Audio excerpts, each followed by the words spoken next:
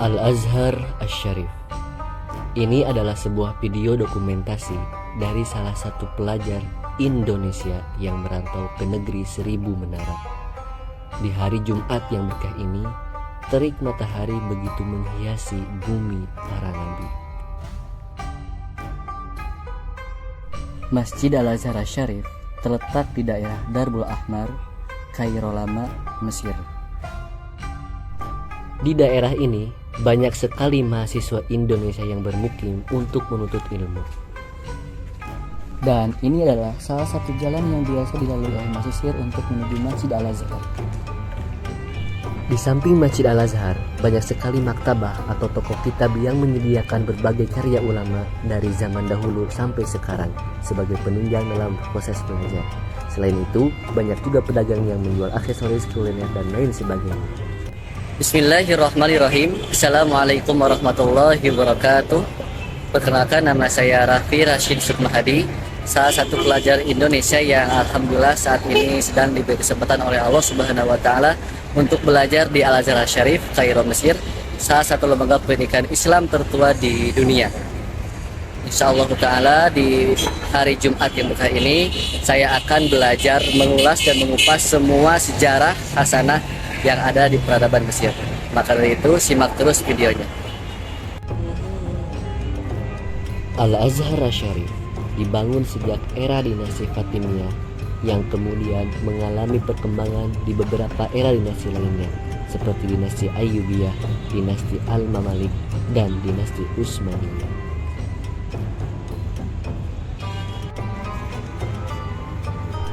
Ini adalah pintu masuk utama menuju Masjid Al-Azhar Asy-Syarif.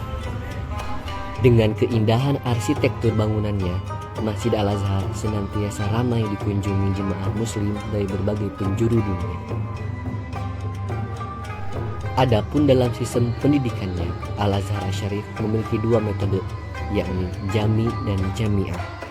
Dengan memegang teguh manhajnya yang meliputi tiga pokok utama, yakni berakidah Asy'ari atau Maturidi, bermazhab dengan salah satu empat mazhab, dan bertawajuh dengan berakhlak sufi.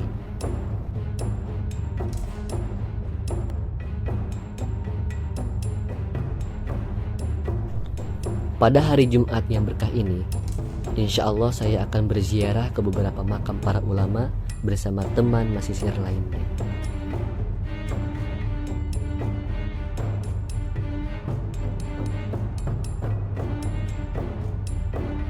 Selain talaki, kuliah, berorganisasi, dan berbisnis sudah menjadi rutinitas bagi mahasiswa untuk berziarah ke makam zuriyah Nabi Shallallahu Alaihi Wasallam, makam para sahabat, dan makam para ulama yang dimakamkan di daerah Kairo dan sekelilingnya.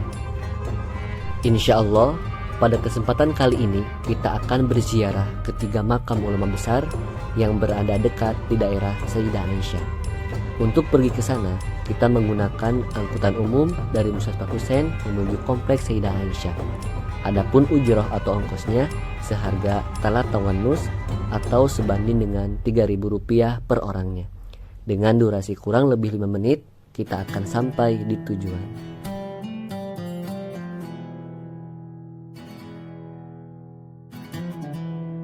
Makom Imam Jalaluddin As-Suyuti.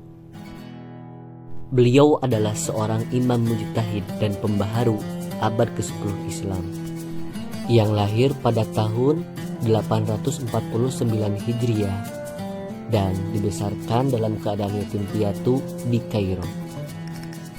Beliau wafat pada tahun 911 Hijriah serta meninggalkan ratusan kitab karyanya. Sekarang kita sedang berada di makom Imam Jalaluddin As-Suyuti, salah satu ulama besar yang mengarang salah satu tafsirnya ini dan tafsir Al-Jalalain yang masyhur di pesantren Indonesia. Ya Rob.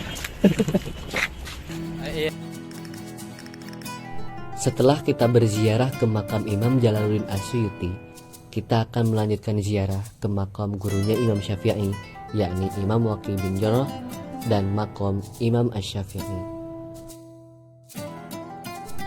Suasana penduduk hari Jumat sekarang sangat ramai sekali karena hari Jumat biasanya adalah jadwal pasar di daerah ini. Berbagai kebutuhan sehari-hari dapat kita temukan secara lengkap, namun tentunya disesuaikan dengan kondisi dompetnya masing-masing ya. Ada pasar hewan, buah-buahan, barang bekas, dan lain sebagainya. Pokoknya dari awal jalan raya sampai ke daerah masjid dan makam Imam Syafi'i dipenuhi oleh para pedagang dan penjual. Terlebih di musim panas, bisa dikatakan musim panennya orang Mesir, sehingga kegiatan perekonomiannya begitu ramai sekali. Berbeda ketika musim dingin, biasanya sepanjang jalan ini sepi sekali, seperti tidak ada kehidupan.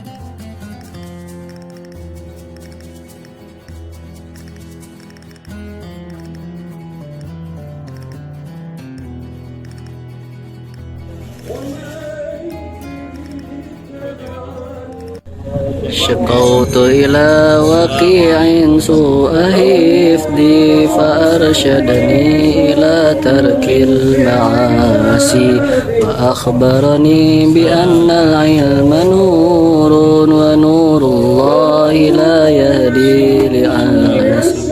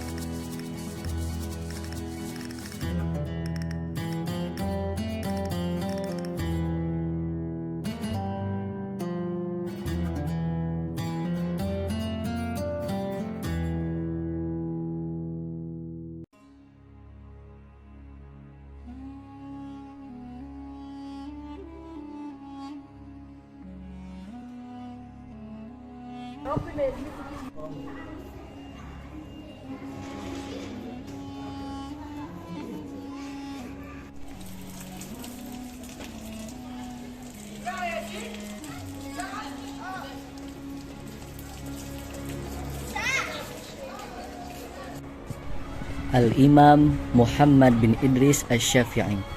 Beliau adalah salah satu imam mazhab dari Madzhabul Arba'ah. Beliau merupakan seorang ulama besar Sunni sekaligus pendiri mazhab Asy-Syafi'i.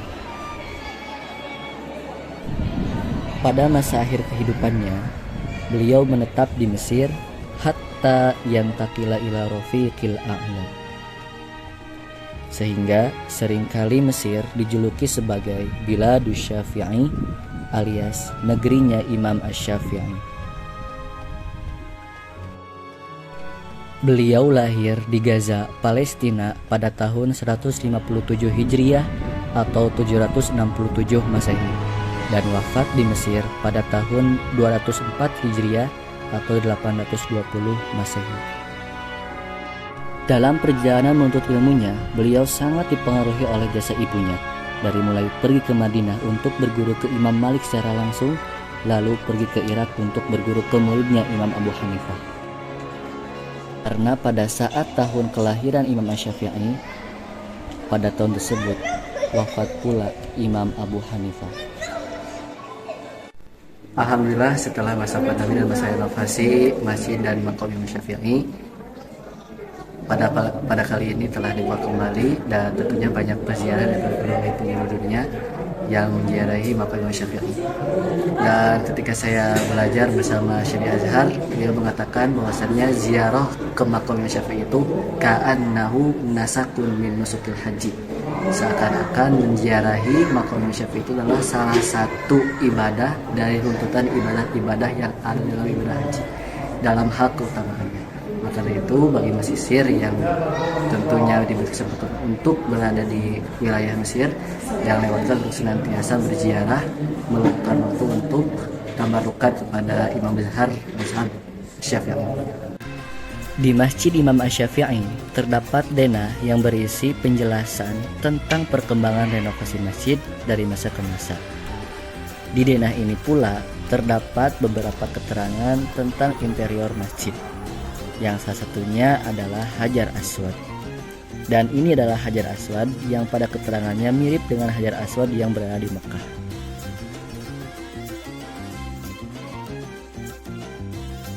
Itulah sekilas tentang perjalanan ziarah hari Jumat sekarang dan beberapa biografi singkat dari para imam yang masyhur dengan keilmuan dan akhlaknya. Semoga kita semua dapat mengambil manfaat dari keberkahan ilmu-ilmu beliau semua. Amin ya rabbal alamin.